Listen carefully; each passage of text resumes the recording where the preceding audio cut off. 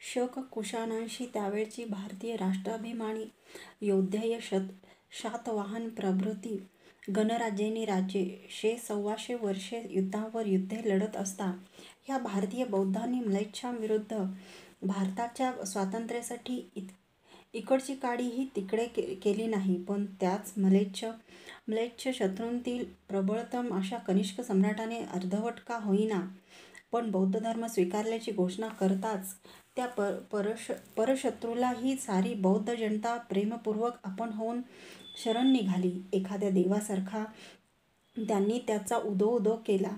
ते म्लेच्छ शक कुशाण राज्याच्या चिरकाल टिकावे म्हणून बौद्ध विहारातून प्रार्थना केल्या. अर्थात अशा भारतद्रोहाने भारतीय वैदिक जनतेत बौद्धांविषयी जी चीड उत्पन्न झाली ती मुळे सम्राट कनिष्कासारख्याचा पाठिंबा मिळाला असताही भारतात बौद्ध धर्मास सम्राट पुष्यमित्राच्या काळापासून लागलेली ओहोटी तशीच चालू राहिली, यात काही आश्चर्य नाही. सम्राट कनिष्काचा नातूच वैदिक धर्म स्वीकारतो.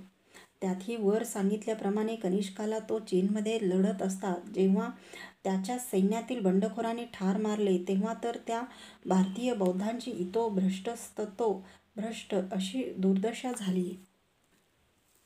कारण कनिष्कामागून त्याच्या राज्यावर बसलेला त्याचा पुत्र सम्राट हविष्क हा बौद्ध धर्माविषयी सापेक्षता उदासीन राहिला आणि हविष्काच्या मृत्यूनंतर कनिष्काचा नातू जो त्या शक-कुशाण राज्याचा अधिपती झाला त्याने तर चक्क समारंभपूर्वक बौद्ध धर्माचा परित्याग करून वैदिक धर्म स्वीकारला. त्याने आपले नावसुद्धा पालटून सम्राट वसुदेव अशी शुद्ध संस्कृतनिष्ठ अभिधा धारण केली. शिवाची नंदीची प्रतिमा असलेली आपल्या नावाची नाणी पाडली. कनिष्क मरताच त्याच्या साम्राज्याचे तुकडे तुकडे उडतात. सम्राट कनिष्काचा मृत्यू होताच त्याच्या भारतातील साम्राज्याच्या चिंधड्या उडाल्या. कनिष्काचे भारतातील राज्य उत्तर भारतातही फारसे विस्तारू शकले नव्हते. ते प्रबळ असे नव्हते. पंजाब, माळवा, सौराष्ट्र आपण आज ज्यास गुजरात म्हणतो तो गुजरातनी उत्तर कोकणची लहान पट्टी असा भारताचा जो पश्चिमोत्तर भाग पूर्वी शकांच्या हाती पडलेला होता तेवढ्यावरच काय ते आंध्रांचे आधिपत्य जाऊन कनिष्काचे आधिपत्य प्रस्थापित झालेले होते. आता कनिष्कानंतर ह्या भागात असलेली ती जी 3-4 शकराज्ये होती ती कुशाणाचे आधिपत्य झुगारून देऊन पुन्हा स्वतंत्रपणे राज्य करू लागली. शालिवाहन राजांनी ह्या शक-कुशाणांच्या शतकव्यापी युद्धात साऱ्या दक्षिण भारताचे स्वातंत्र्य अबाधित राखले होतेच आणि आता उत्तर पूर्व भारतातील कनिष्काचे नाममात्र आधिपत्य मानलेल्या लहान मोठ्या भारतीय राज्यांनीही ते आधिपत्य झुगारून देऊन आपापले स्वातंत्र्य संपादन केले. ह्याच पूर्व भारतातील राज्यात पाटलीपुत्राचेही लहानसे राज्य त्या गडबडीत स्वतंत्र झाले. पाटलीपुत्राचा मावळलेला सूर्य पुन्हा उगवला. वरच्या ओळीत पाटलीपुत्राचे लहानसे राज्य असे म्हटले आहे.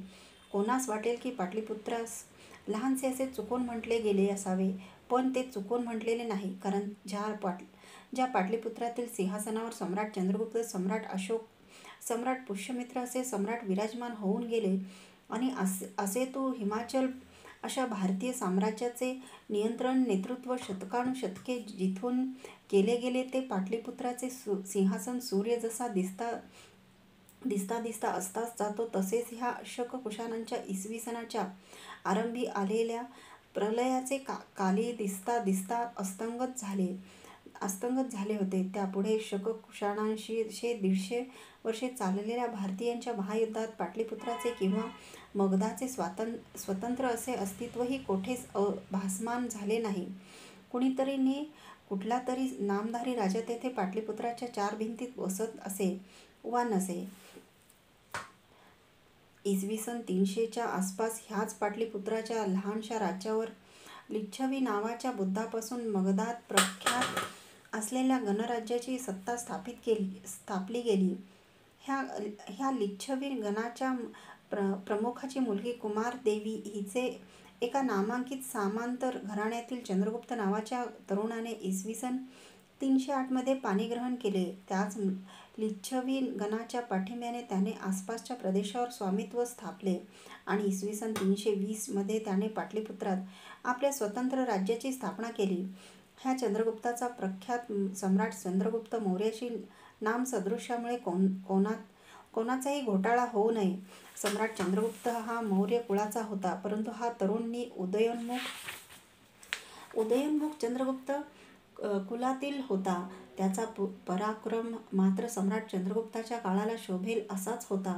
त्याने आपल्या 10-11 वर्षाच्या राजवटीत आपले ते पाटलीपुत्रातील लहानसे राज्य मगध, प्रयागनी, अयोध्या हे प्रांत आपल्या राज्यात जोडून इतके वाढविले की त्यास महाराज ही अभिधा यथार्थपणे शोभावी. म्लेच्छ शकांच्या राजसत्तेचे उन्मूलन करून भारतीय साम्राज्य पदाची महत्त्वाकांक्षा धरणाऱ्या आपल्या चंद्रगुप्त नावाच्या मुलाचे हाती आपले राज्य सोपून चंद्रगुप्त इसवी सन 330 मरण पावला.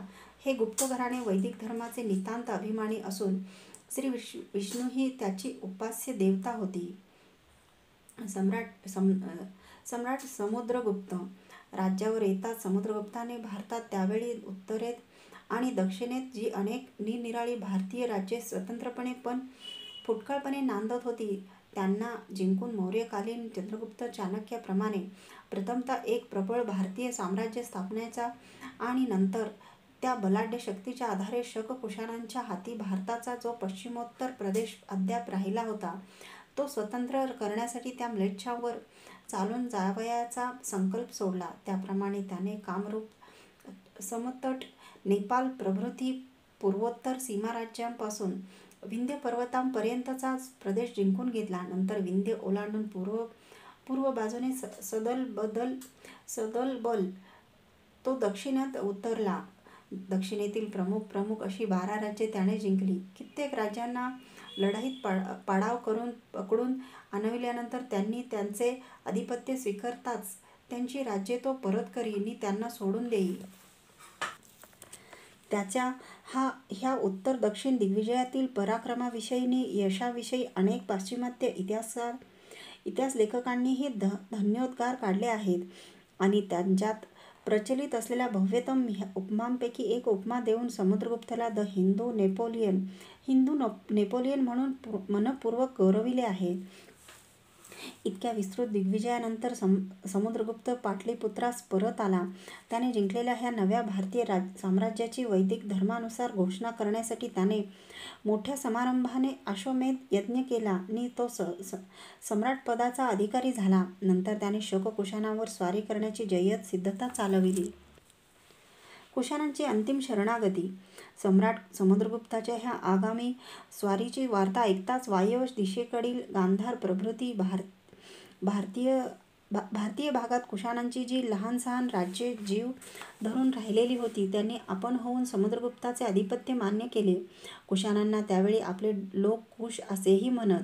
आपल्या शरणागतीचे प्रतीक म्हणून त्या कुशांनी आपापल्या दूतांकरवी सम्राट चंद्रगुप्तास अनेक पुरस्कारही नजराणेही धाडून दिले. अशा प्रकारे 1.5-2 शतकांच्या अव्याहत लढ्यांनंतर भारतीय कृपाणाने कुशाणांच्या भारतातील राजसत्तेचे मूळच शेवटी कापून काढले. कुशाणांचा प्रश्न येथेच निकालात निघाला. परंतु मागे परिच्छेद 243 व 244 ह्यात सांगितल्याप्रमाणे कनिष्काशी युद्ध चालू असता जे माळवा ते सिंधपर्यंतचे शकराज्ये आंध्राचे आधिपत्य झुगारून देऊन स्वतंत्र म्हणून मिरवू लागले होते त्यांनी मात्र आपण होऊन शरणागतीचे बोलणे काढले नाही. सम्राट चंद्रगुप्ताचा मृत्यू नि नंतर त्या शकांच्या म्लेच्छ राज्यावर चढाई करण्याच्या बेतात असताच हा पराक्रमी सम्राट चंद्रगुप्त इसवी सन 375 मरण पावला.